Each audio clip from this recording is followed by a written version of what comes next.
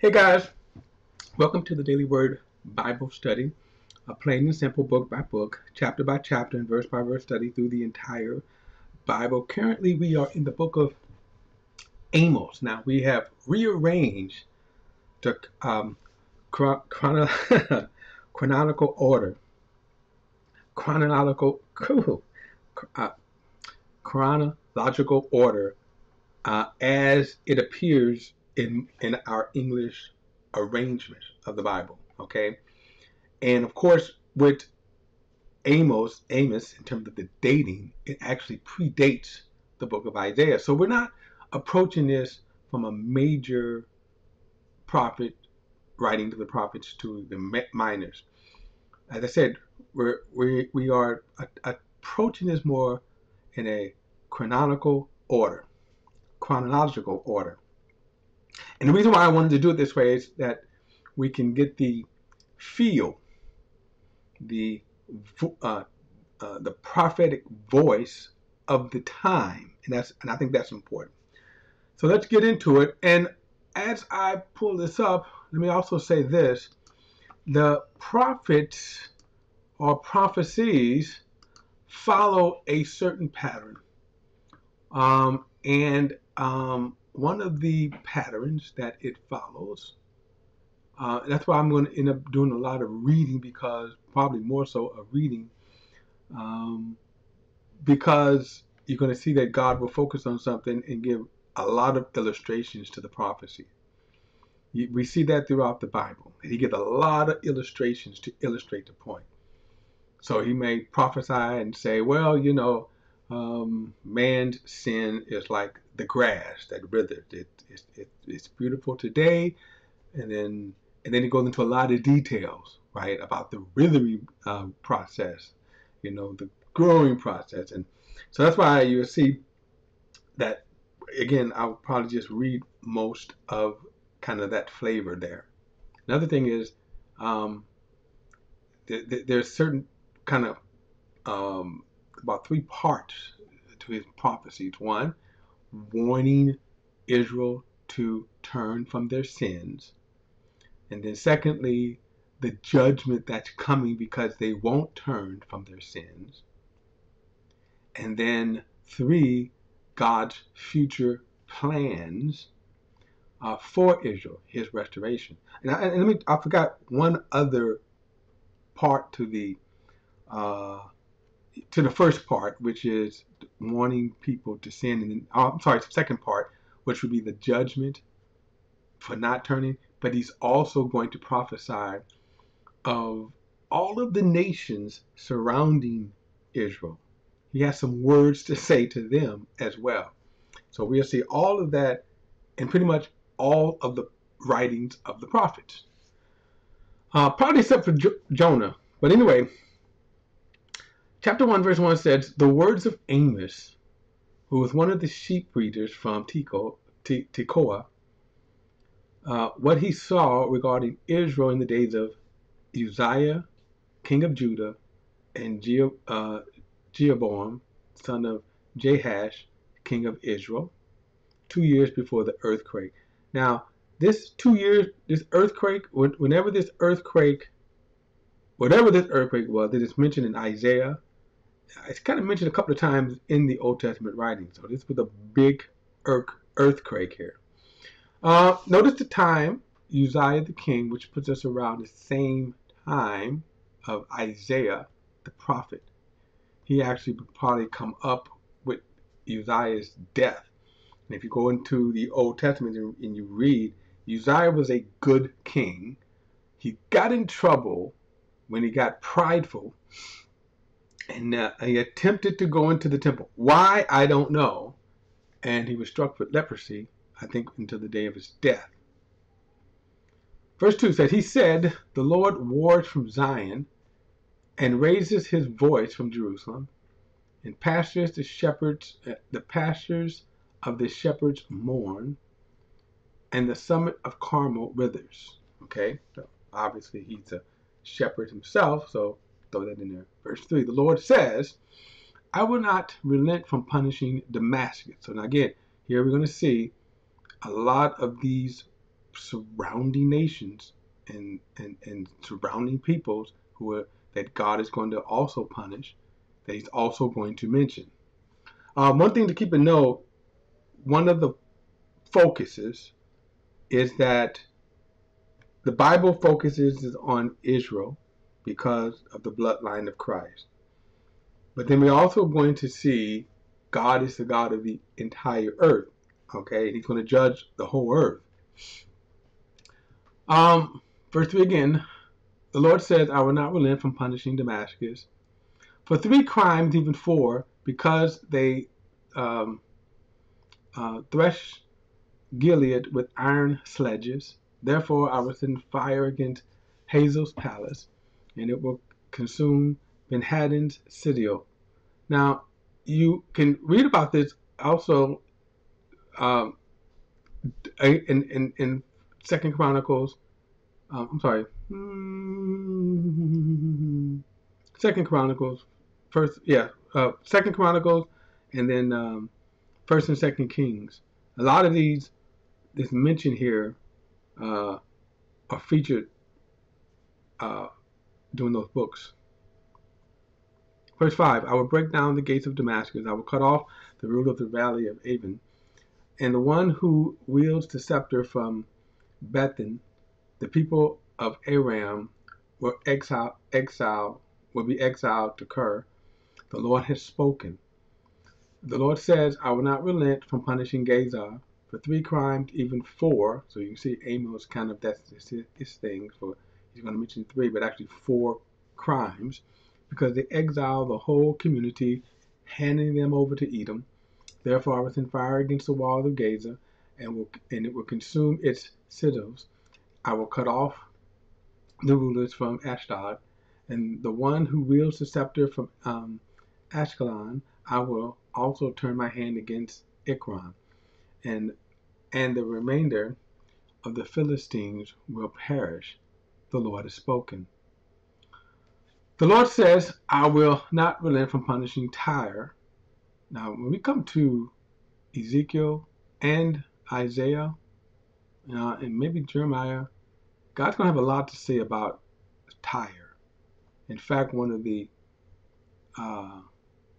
Satan, okay, in Ezekiel, you go from the prince of Tyre to the king of Tyre, and that's referred to as Satan. We'll get to that when we get to Ezekiel.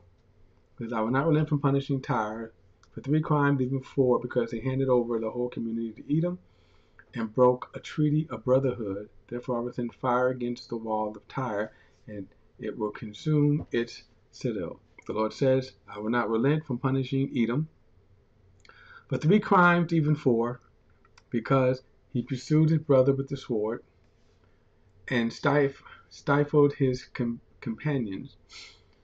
His anger tore at them continuously, and he harbored his rage incessantly.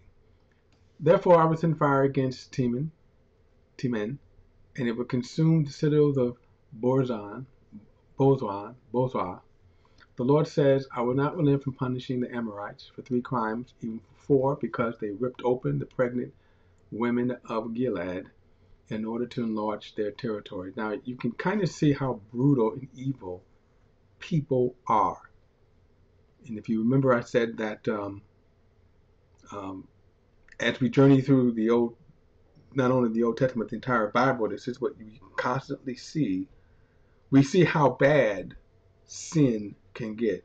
It goes from bad to worse to worse to worse to evil. And notice you see here, ripping open the pregnant women.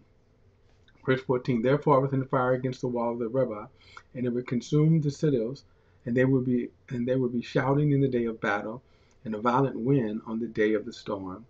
Their kings and his princes will go into exile together. The Lord has spoken. Now, so as we begin, we're seeing sort of the kingdoms around Israel. God is going to judge them as well. Verse 2. The Lord says, I will not relent from punishing Moab for 3 crimes, even 4. Now Moab, excuse me, of course appears a lot in the Old Testament. He said, for 3 crimes, even 4, because he burned the bones of the king of Edom to lime. Therefore I send fire against Moab, and it will consume the citadels of Kira. Moab will die with a turmoil, with shouting and the sound of ram's horn. I will cut off the judge from the land and kill its officials with him. The Lord has spoken. All right, verse 4. The Lord says, I will not relent from punishing Judah for 3 crimes, even 4, because they have rejected the instruction of the Lord and have not kept his statutes. The lies that their ancestors followed have led them astray. Therefore I will send fire against Judah, and it will consume the citadels of Jerusalem. Thus saith the Lord, I will not relent from punishing Israel for 3 crimes, even 4, because they sell a righteous person for silver and a needy person for a pair of sandals. Kind of interesting here, they refer the condemnation of slavery. Won't open that can of worms as far as slavery, the issue of slavery, and especially the issue of slavery in the Bible. But notice it will be punished, and notice how God views it as unrighteous. Verse 7, they trample the head of the poor on the dust of the ground and block the path of the needy. Now, notice the sins here that's going on. And notice how they treat the poor. I'm amazed when I hear the religious right, evangelicals, how they are so disconnected from God in their view of the poor.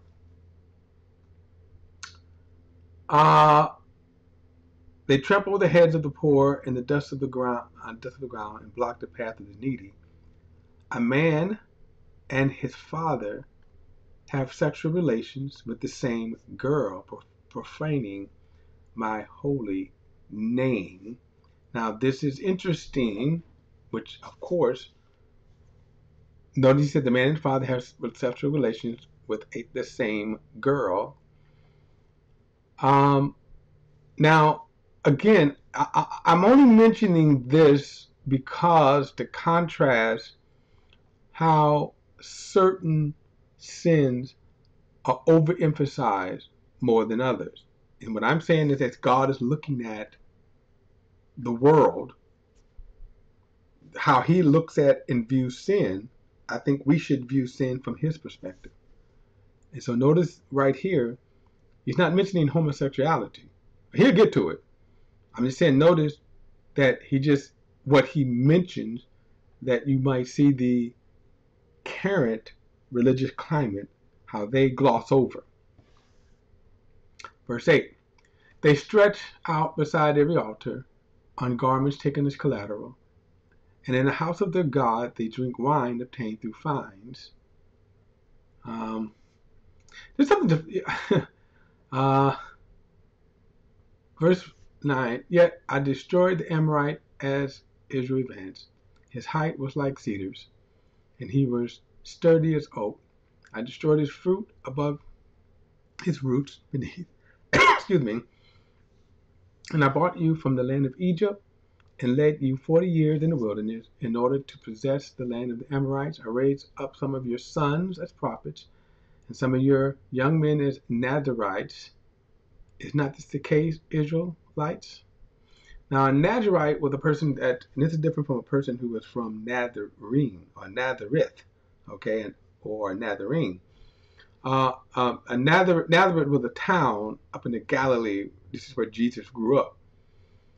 A Nazarite is a person that took a vow, and in some cases, in very few cases, God will call a person to a Nazarite calling. And they were not to shave their hair, they were not to drink wine. There were a lot of kind of rules they had to obey. Okay, so that's a Nazarite. Samson was a Nazarite that violated his vows, especially when he cut his hair. Verse 12, but you made the Nazarites drink wine and commanded the prophets, do not prophesy. So we're kind of going to see this as something that is a characteristics of sinful people. Notice he said, don't prophesy. Verse 13, look, I'm about to crush you in your place, as a wagon full of sheaves crush grain. Escape will fail the swift. The strong one will not prevail by his strength, and the brave will not save his life. The archers will not stand his ground, and the one who is swift on foot will not save himself, and the one riding a horse will not save his life. Even the most courageous of warriors will flee naked in that day. This is the Lord's declarations. Chapter 3. Listen to this message. The Lord has spoken against you, Israelites, against the entire clan that I brought from the land of Egypt. I have known only you out of all the clans of the earth. Now, let's stop for a moment, because that's an important statement in context here. When he says, I have known only you, talking about Israel. Now, what does he mean by that? God had only, so you start with the nation of Israel as God brought Israel, created Israel from the seed of Abraham. And as he creates Israel from the seed of Abraham, from Jacob,